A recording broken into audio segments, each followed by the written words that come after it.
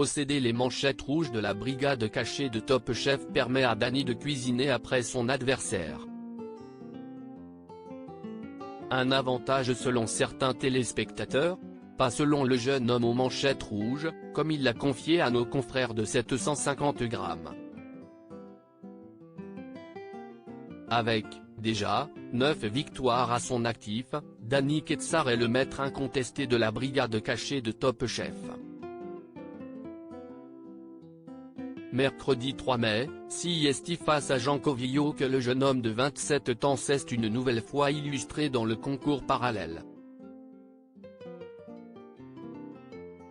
Pour autant, il n'a pas été simple pour Hélène Darroze de départager les deux candidats. On sent que le niveau monte, a expliqué la chef de 56 ans avant de rendre son verdict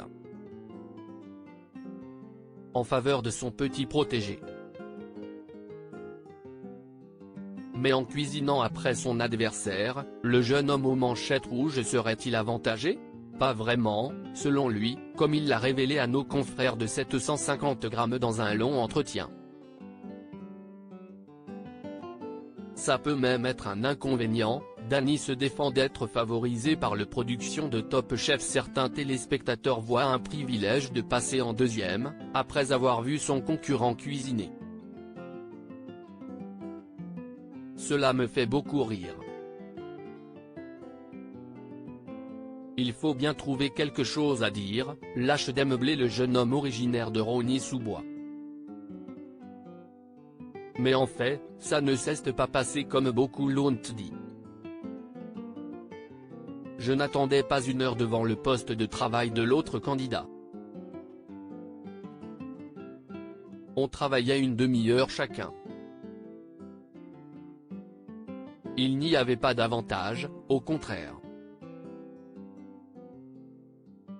Moi, je me dis que cela peut être même un inconvénient parce que si la personne réalise l'idée ou la technique que tu avais imaginée à l'origine, ça te limite tout de suite.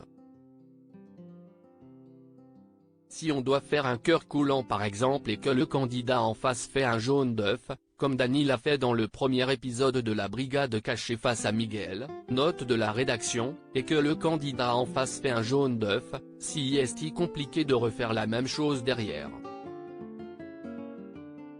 Pareil, si le candidat prend en premier les produits que l'on voulait, si est-il finalement plus compliqué pour nous après.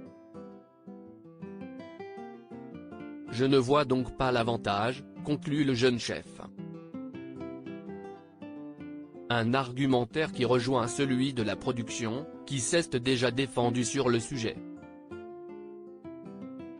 Top Chef, la brigade cachée 2023, pourquoi les candidats ne cuisinent-ils pas en même temps?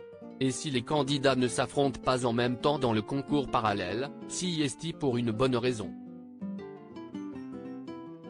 Comme l'enjeu est très important pour les candidats, nous voulions un duel hyper intense.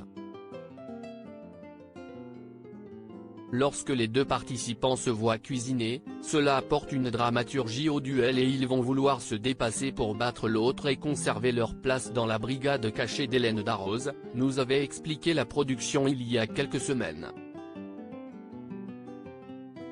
En tout cas, il faudra encore compter sur Dany la semaine prochaine pour un nouveau duel.